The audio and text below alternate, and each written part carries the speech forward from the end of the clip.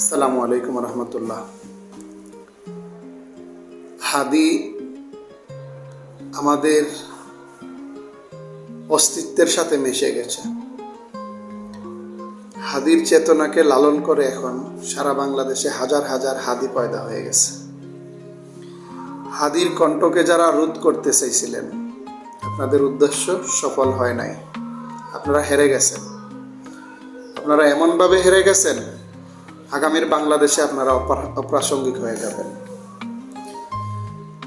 হাদির মতো একজন মানুষকে আপনারা আপনাদের গলার কাঁটা মনে করেছেন, কিন্তু আপনারা এটা ধারণা করতে পারেন নাই একটা হাদির কণ্ঠ রোধ করে বাংলাদেশে শত সহস্র হাদির জন্ম দিয়ে দিবেন।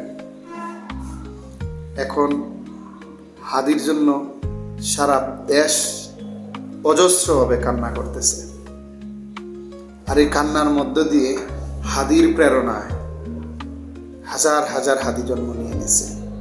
কয়জনের কণ্ঠরোধ করবেন? কয়জনকে আপনারা কণ্ঠরোধ করবেন?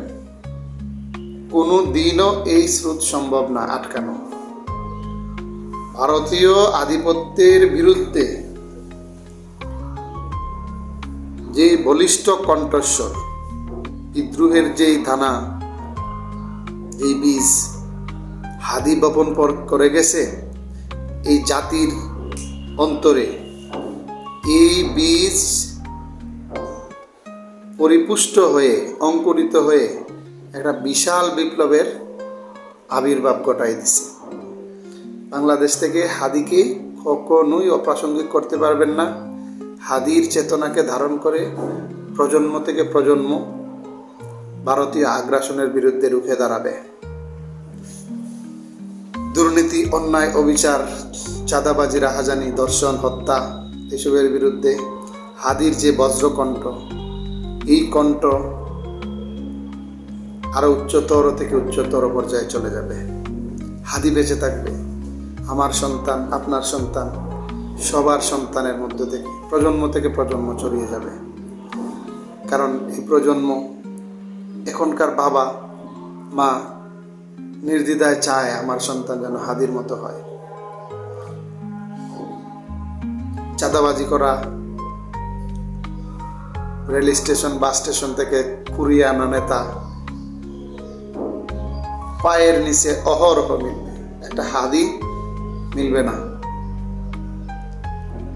এই জাতির জন্য হাদি ছিল একটা বলিষ্ঠ কণ্ঠস্বর। এই কণ্ঠস্বর থামাইয়া দিছে। ভয় নাই, এই জাতি কখনো এই সবকে পরোয়া করে না। হাদি আসবে, হাদি ছিল, হাদি থাকবে, প্রজন্ম থেকে প্রজন্ম হাদি থাকবে। হাদির রক্ত এই প্রজন্মকে, দূষিত রক্ত সবগুলাকে ফেলাইয়া দিয়ে নতুন রক্ত তাদের রক্তনালীতে সঞ্চারিত হয়ে গেছে। প্রতিবাদী কণ্ঠস্বর এখন প্রতিটা হাদি রাস্তায় ঘুরে। কয়জনের কণ্ঠরোধ করবেন? হাদিদেরকে আর থামাতে পারবেন না। হাদি আমাদের মাঝে বেঁচে থাকুক, আজীবন বেঁচে থাকুক।